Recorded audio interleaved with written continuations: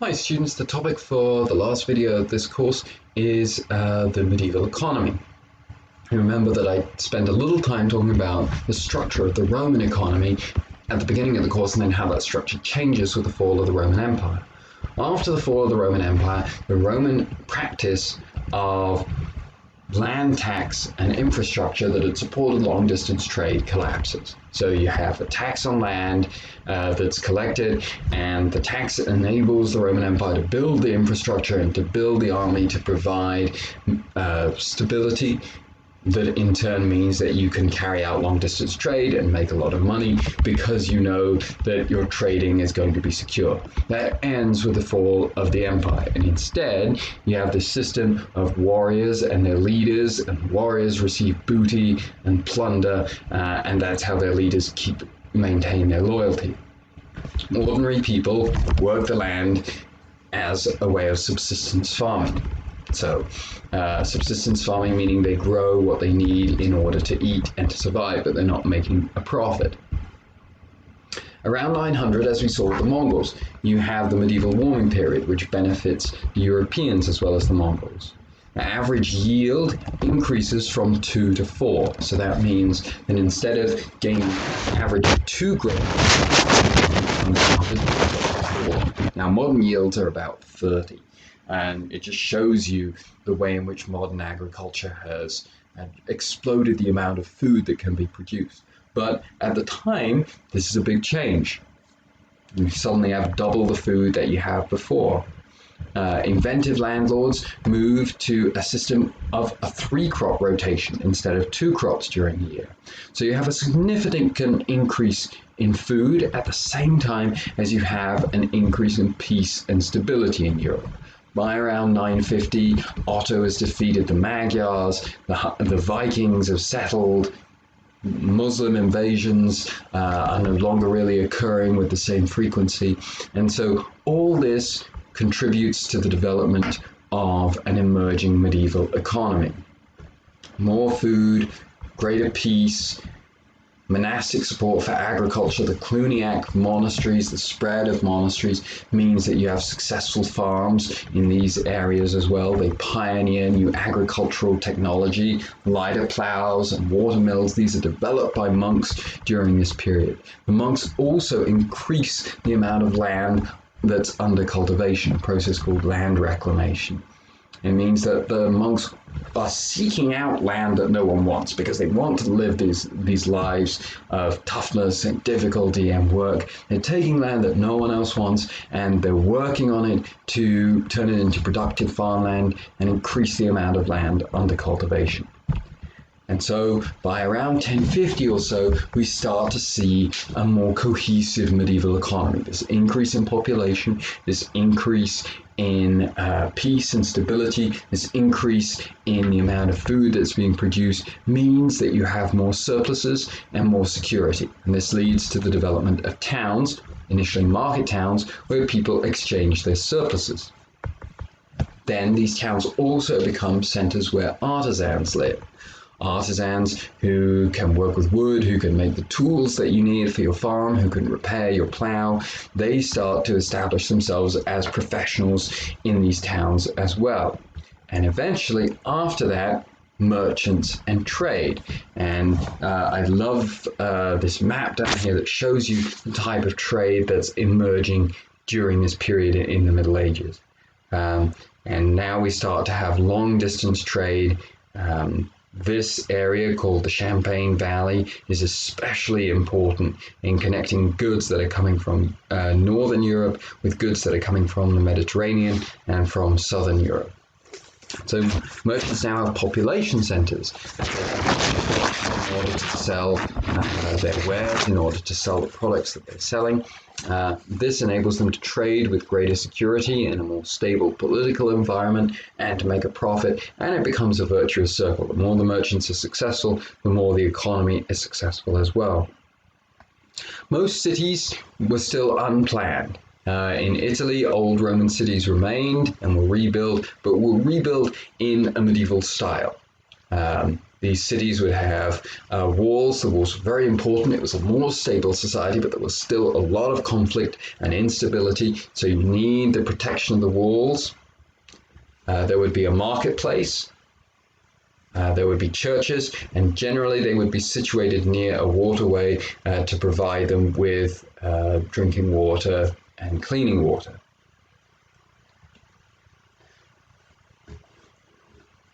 Most of these cities had narrow and poorly drained and poorly sanitized streets. Typically the sewer system runs right down the middle of the street and is open to the air. Even those who lived in cities typically kept large gardens and raised some of their food themselves. So it's becoming a more urban economy, but people still aren't totally reliant on the economy for their food. They're still raising a lot of the food themselves. The commercial network, the network of traders, grows fastest along major waterways. So in the Italian port cities of Venice, that we talked about with the Fourth Crusade, and of Genoa on the other coast of Venice, on the other coast of Italy, these were the central areas of trade in trade along the sea. Then there's the Rhine Valley that I already pointed out. These three yellow market towns here. And finally, Britain and the Baltic. This develops a little later, but it becomes a very important trading network in Northern Europe, connecting Britain with the Scandinavian countries and Northern Germany. European expansion further supported this growing economy. So remember, this is a society that's increasingly interested in exploring and interacting with other cultures. And so the Crusades brought Europeans into contact with more trade with the Middle East, the rich materials of the Islamic world. Now, these Italian port cities were already trading with Byzantium, but the Crusades increased European access to goods from the Middle East. And you can hear people saying, so this was the reason the Crusades were really fought in order to raise money or for business interests. But we're actually talking about two different types of people. There are the merchants who benefit from the Crusades, but who would have not have known that they were going to benefit from the Crusades. And the knights who fight in the Crusades who actually don't benefit materially from the Crusades. So those being motivated to go on Crusades, despite these economic successes and expansion, are still typically being motivated by religious inspiration rather than a desire to make money. So we have the Crusades that are increasing trade and interaction with the Middle East. And often this is interreligious trade. Often it's Muslim and Christian traders working together. We have trade with Byzantium. Remember, Byzantium maintains much of the sophistication of the Roman world. And that means an urban trading economy. And as medieval Europe re-emerges, the Italian cities are able to trade with that economy. And lastly, in Spain, the Crusades in Spain gave the Christians greater access to the Mediterranean and to Mediterranean trade as they moved further to the south. The interesting thing about the Mongols was their ability to recognize and promote trade. Genghis Khan guaranteed trade and the safety of merchants throughout his empire. And you can see what this Mongol empire is going to look like here. It's going to be huge. It's going to connect the Pacific coast. Basically, it's going to connect the Pacific with the Mediterranean. And Genghis Khan guaranteed the safety and security of merchants throughout his empire, recognizing that it would make his empire more wealthy. This degree of secure trade between the Mediterranean and China not been possible for 1,000 years. Again, it speaks to Genghis Khan as a very violent man, but also as a very complex individual, someone who can recognize opportunities for trade and trading relations and trading possibilities in a way that other conquerors had not. And this type of trade had not been possible for 1,000 years. It would not be possible again until the 20th century. After a series of bloodthirsty conquests, Mongols paradoxically established a period of peace, a period of great peace spread across Eurasia that was known as the Pax Mongolica. Westerners take advantage of this peace. Mongol trading routes to access Asia and the Middle East for the first time since the rise of Islam. So we start to see Western traders trading in spices, textiles, so pepper, ginger, cinnamon, nutmeg from China, muslins, cottons, silk from India, carpets and leather from Persia. We start to see the re-establishment of long-distance trade that connects Europe with the rest of the world. And so these Western traders are going to become very wealthy.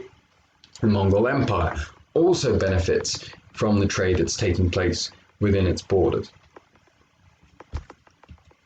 Most importantly, these Western traders, and the most famous of them is Marco Polo, is that they write the stories of their adventures. Why is Marco Polo famous? Why is Marco Polo the Western trader who we know about? He's the Western trader that we know about because he wrote an account that was incredibly popular among Europeans. And reading stories of these faraway lands, the great wealth, the sophistication, the mystique of these faraway lands only fuels a European curiosity that we've already seen exists to find out what the rest of the world is like. This is going to be how medieval Europe benefits enormously from the creation of the Mongol Empire. And its most lasting significance is the way that the Mongol Empire brings Western Europe, which has been this poor, fragmented, divided aftermath of the Roman Empire, the Mongol Empire reintegrates Western Europe into the history of the Western world. Remember, this is a society that's increasingly secure, but also a society that's increasingly interested in exploring the rest of the world. And for the first time since the time of Rome, has an economy that will support trade in luxury goods. At the same time, the great rival of medieval Europe, the Islamic civilization to the south, the closest threat, had been reduced to division and rubble by the Mongol invasions, but they, for some reason, had been spared. And so they have the security and the wealth to explore other regions instead of simply fighting for their survival. So the wealth generated from trade, curiosity engendered by accounts like Marco Polo's, will bring increased stability out of the collapse of the Roman Empire and establish a European culture of curiosity and intellectual achievement that will lay the foundations for further Western expansion, no longer based around the Mediterranean, but instead extending Western influence across the rest of the globe. That's all I have for this course. Thank you very much for going on this journey with me and for sharing and learning about the Middle Ages. Hope you've enjoyed it. I hope you'll take another course with me soon. Thank you.